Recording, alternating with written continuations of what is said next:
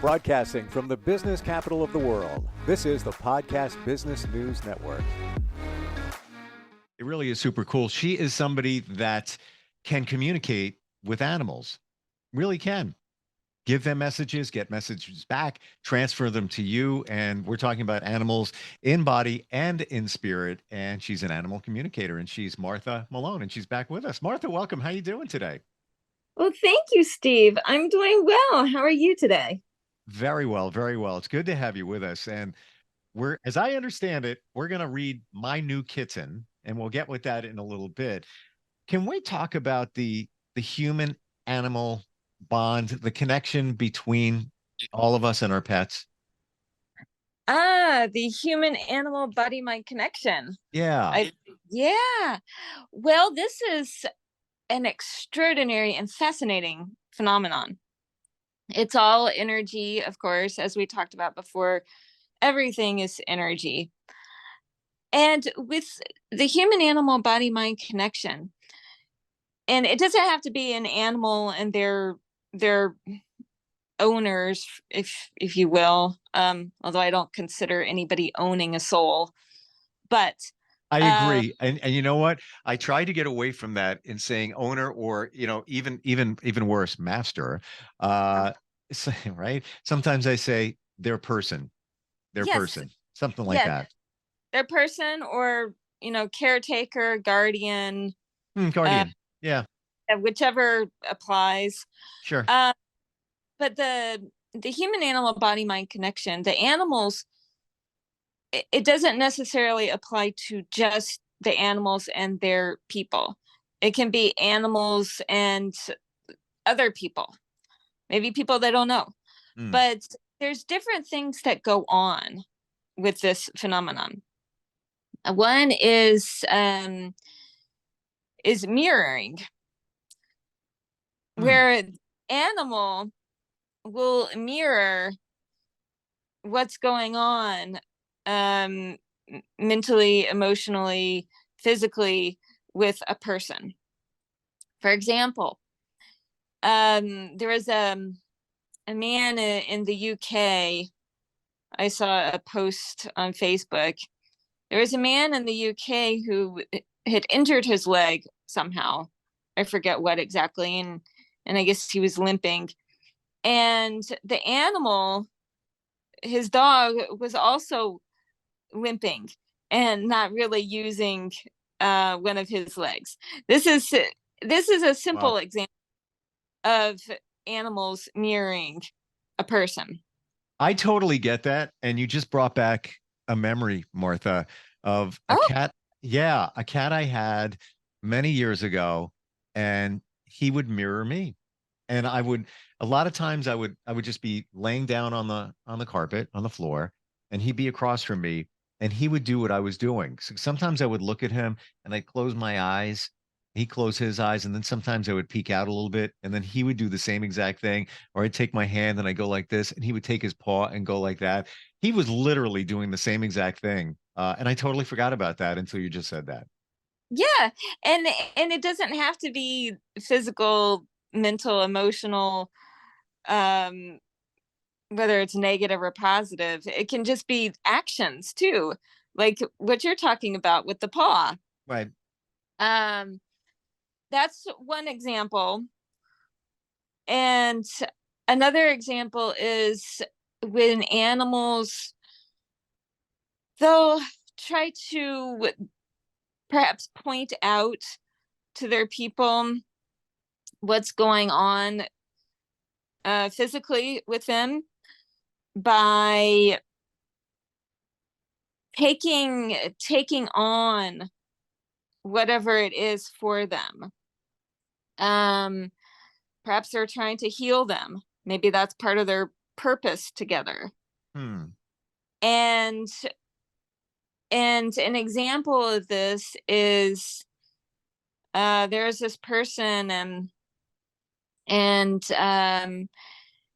she had some form of cancer, and the animal also developed the cancer. And what the animal was doing was trying to take it on for the person to help heal them. Um, that's one example. Can Sometimes, I jump in here? of course. Because again, this is how my mind works. When somebody says something, then it just like clicks. The cat I was speaking of, his name was Schmoogie. Had a silly meaning, but um I, I when he, and this is many years ago, had developed minor skin cancer. And yeah, it's an ongoing thing. It's in my family, but that's when it began. He developed cancer himself at the same time, and it was a tumor on his jaw. It wasn't like an internal thing. So mine was external, his was external. That eventually did take his life. But just what you're saying, yeah, and it was right around the same time that I started treatment again, way back. So call that mirroring if we want to, but based on what you're saying, maybe. Maybe. Wow. That's wild. yeah, there's a lot to the human animal body mind connection Mm. that, and there's so much more that I haven't even mentioned yet, but so much to it, and a lot of people aren't aware, or maybe they're kind of aware where it's like they don't really know, but it's like, huh, I wonder, XYZ. And uh it's something that people and animals need for their people as well to be aware of, and know and understand, accept, believe, because it'll be good for not only them but for the animals too.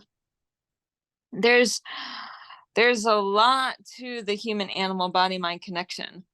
So you And you communicate with animals, so it runs very deep. Your connection. Do they really know what we're thinking?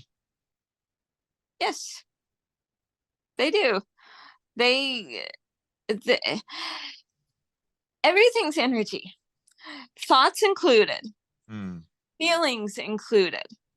And the animals, they know our thoughts. I mean, maybe not every single thought. Sometimes maybe they have to be told, but they know the majority of our thoughts Hmm. and our feelings. And sometimes they feel our feelings. Perhaps they're mirroring it for some reason, or perhaps they're simply intentionally or unintentionally absorbing the feelings, because feelings, like I said, are energy, and energy is everything, and energy can be transferred among other things. It can be modified, it can be healed. um Lots of things involving energy can happen. So animals, they know most of our thoughts, at least, and our feelings. Yes. I believe it. We've heard before, people say, and I've said the same exact thing. It's like, hey, that's almost as if my dog knows what I'm thinking. Almost just knows what I'm thinking. Um, And I believe he does. Because, they react in a certain way. Let's say you're having a tough day and they jump up on the couch and they just kind of go up next to you. And I've often heard this too. I don't know if I mentioned this, but I observed this and I've heard this, and I wonder your take on it. When you see a dog or cat, or maybe a bird, and they go like this, and they just shake. I always thought that, oh, well, their feathers, fur, it's just not in the place where they want it to be. So they're kind of like shaking it to be just right. Sometimes when we fluff our hair or whatever. I'm understanding that they're shaking off energy. They're shaking off something from a previous moment or situation. That's their way of, I'm pushing that over there. That's why I'm shaking it off just for a second, and then I'm moving forward. That absolutely could be true. It could also be true what it was you said, or maybe there's a little something on them, uh, uh, something from outside, piece of dust Hmm. or dirt or something, possibly. I I don't know for sure. There's different reasons, but it absolutely could be that they're just shifting the energy, shaking off whatever energy they don't want for whatever reason, Hmm. and shifting. Yeah. I always wondered. I heard that somebody told it to me, and I'm like, I don't know if that's really true, but um, we talked before about you reading animals. You don't even have to see them, just a picture and a name. And I did adopt a kitten recently. Would you like to see his picture and maybe see if you're getting anything? Sure. That sounds Okay. like a great idea. So, And it might be good information for you. oh, 100%. I've had him just about 2 weeks. Got him from a shelter, a rescue. The cat before him, I got 6 months ago, and that was from the same rescue. This is a picture of him. I'm going to show you. Okay. I don't know if that's clear enough. I'm trying to make maybe that's a better picture. That's good. That's good. He is, for anybody listening, he's sort of like a gray and black tabby with lots of white. There's another picture if that helps. And He's cute. Okay. and he is the first foster named him Khufu or something, like it was a Greek name. Um, Okay. I wasn't loving it because my other cat is Rocco, so my daughter and I named him Ricky. So it's Rocco and Ricky. Okay. And I don't know what else you need to know, but you got the picture, the name. Um, again, I guess he's probably 3 months old now ish. I don't know, but yeah, somewhere around there. Still acts like a kitten for sure. Okay. So why don't we do this? Why don't we verify him to make sure we have the right animal? And then from there, we can talk to him.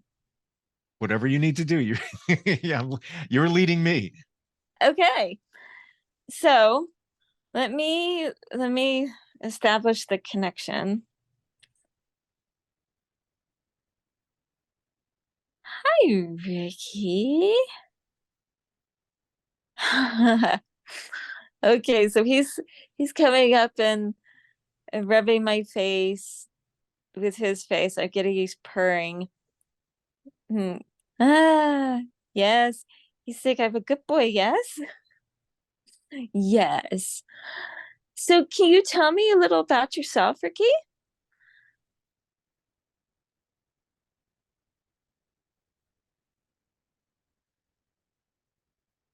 Okay, so he's saying he came from a small family, um, a small litter, and he's saying, well, the surviving ones, like it was a small number, and we were kind of small. And he's saying this is all trickling from a past life. Um, so what else can you tell me about your life with your daddy?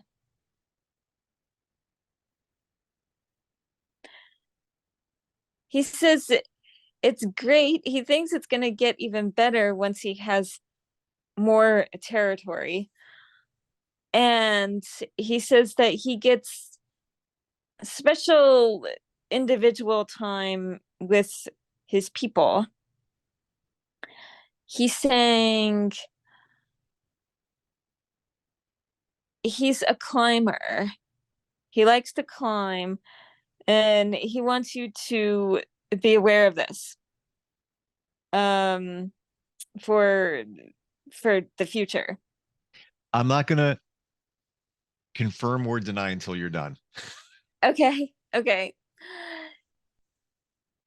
And what else can you tell me, Ricky, before we start talking with you?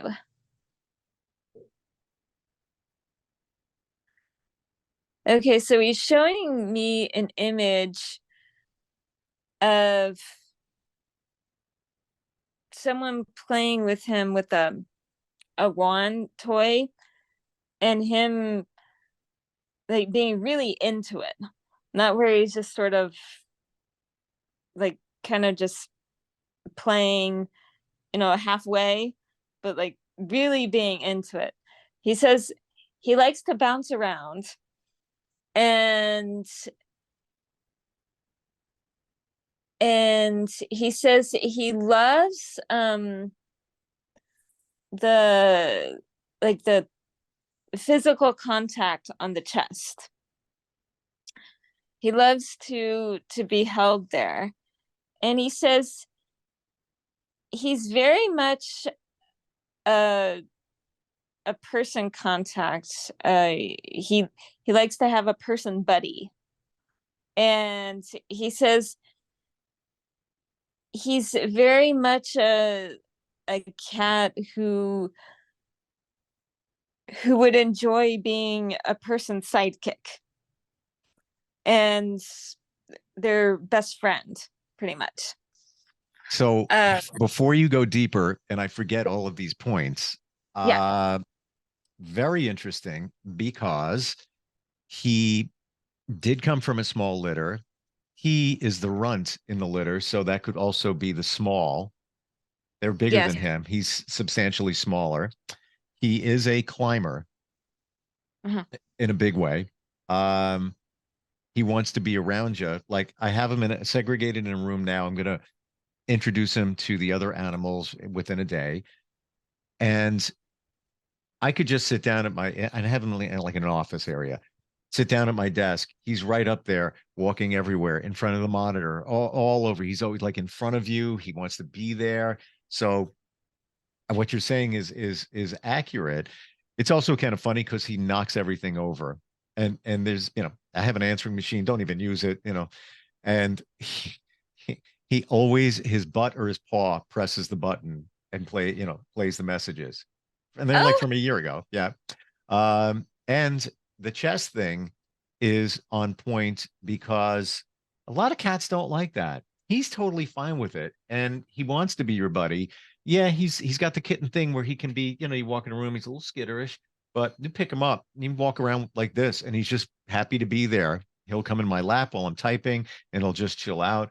A lot of kittens don't do that. They're always, bouncing all over the place. So I got to say yes on all of those. I really do. I'm glad to know that we have the right animal for the conversation. Sometimes other animals jump into the conversation, Mm. which is why I always like to verify I have the right animal. Yeah. Yeah. And sometimes because he's segregated, I feel guilty that I have him in a room. So I try to get in there and spend more time. So he does get special time. I Yeah. spend time with him. Um, Sometimes he's a little annoying in a loving way because he's just in your face all the time. But I guess, we're stuck in a small room. So that's going to happen too. Yeah. He's saying that he'll still be like that, but when there's more space, he says it'll be kind of more spread out. So it won't seem as it is when it's in Right. a small room. And he's saying when introducing him Mm. to he says tomorrow's good, but to do it slowly, and to also start out holding him under your arm, and Mm. and then kind of, I don't know, sort of bend down at the knees, sort of kneeling, and holding him um to help introduce to the other animals. Yeah. Okay. That way he can feel secure and protected, and which you will be securing and protecting him. And then the other animals, they can feel like they were there first, sort of their, like they have charge to do how they want. Not necessarily be alphas and take over, but for that introduction, Sure. realize that, okay, we have control of our feelings, our wants, desires, etc. And if we don't feel comfortable, we can simply move to another room. Yeah, and they need to feel that he's not taking their place or anything like that.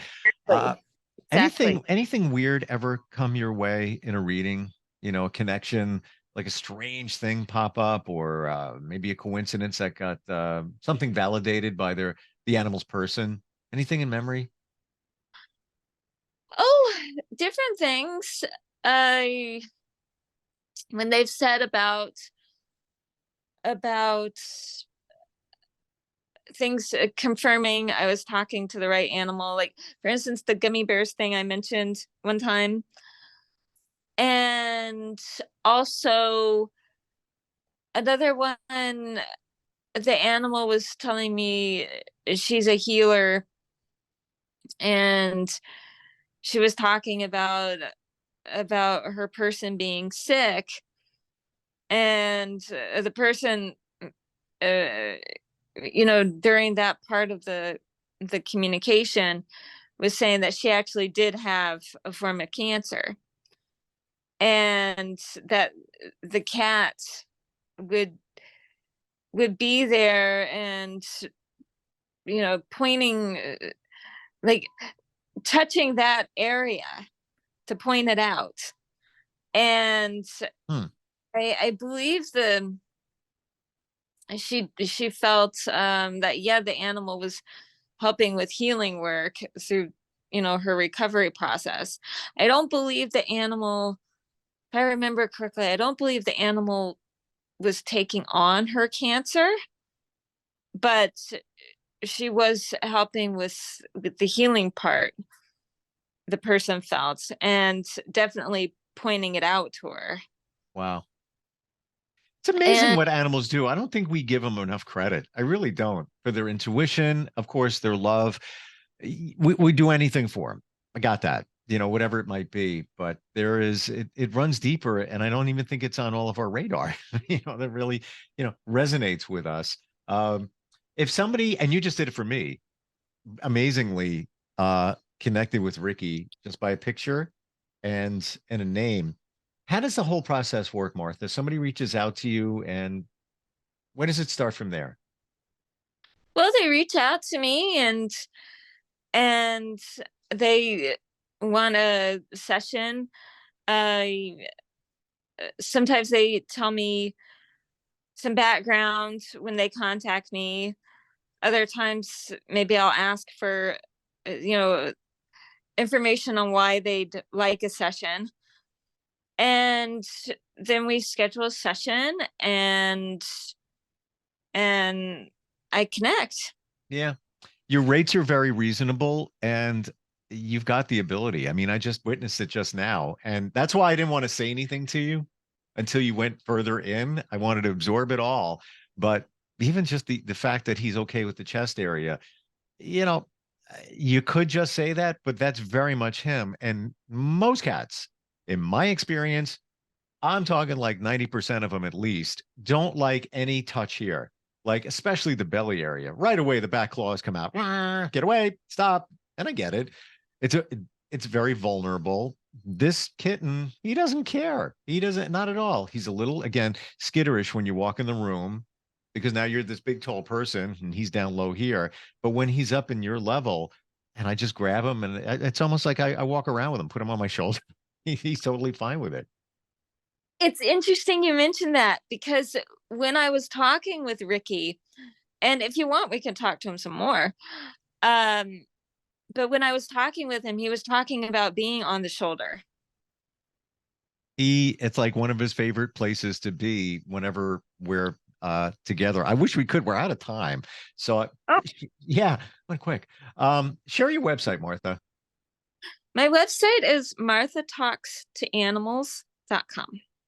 Excellent. Yeah. If anybody wants some clarity, even the background. So I have rescues, I've learned the background from them, and spot on about with the word small. I think that also translated to his size, because you didn't have to say that. You didn't, but you did. And he's the runt. We make fun of him. I saw his brothers and sisters, and they're way bigger. So he is small, and it was a small litter as well. MarthaTalksToAnimals.com is your website? Yes. Excellent. Martha, thanks for being here. Thanks for the reading. And I look forward next time we get a chance to talk. Well, same here. And thank you for having me. And thank you for asking me to talk to Ricky. That's going to be great. funny. I walk through the door tonight, and Ricky's going to say, "Hey, Martha's pretty cool." No, I'm kidding. I wish he did. All right. He might say that. Yeah, but I need to interpret it, though. I need to work on that. Thanks again, Martha. We'll talk next time, okay? Sounds good. Thank you. I look forward to it. Are you looking for even more of the podcasts and hosts that you love? The Podcast Business News Network is proud to announce that you now have even more ways to listen live. Check out the MyTuner Radio, online radio box, and Simple Radio apps on iOS and Android, or find us online. Search for Business News Network on mytuner-radio.com, or search Podcast Business News Network on streama.com and onlineradiobox.com/US. Take your podcast on the go and don't miss a minute of the action.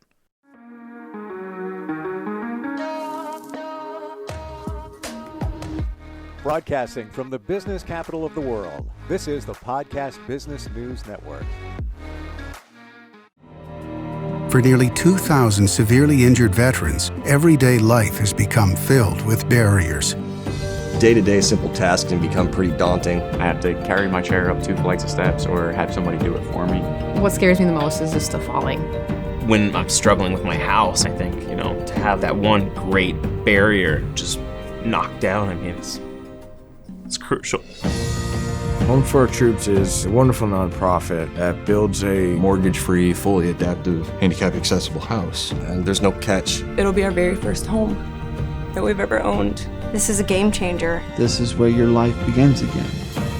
We need you to join us in completing this important mission. Please visit hfotusa.org and help build homes and rebuild lives. Because of you, everything's going to be okay.